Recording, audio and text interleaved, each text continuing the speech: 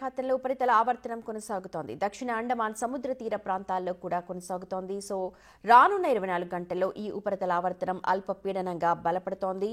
ఏపీలో దాదాపు 14 జిల్లాల్లో కూడా వర్షాలు కురిసే అవకాశం కనిపిస్తోంది.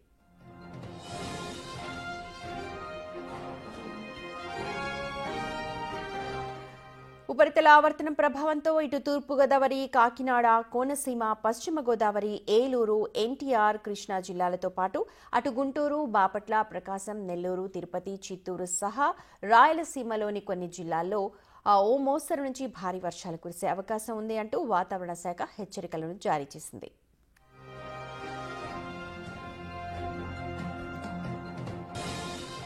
ఉపరితల ఆవర్తనం ఎఫెక్ట్తో సముద్రంలో 45 నుంచి 55 కిలోమీటర్ల వేగంతో ఈదురు గాలులు వీచే అవకాశం ఉంది అంటున్నారు వాతావరణ శాఖ అధికారులు. రానున్న 3 రోజుల పాటు కూడా మత్స్యకారులు వేటకు వెళ్లవద్దంటూ హెచ్చరికలు జారీ చేస్తున్నారు.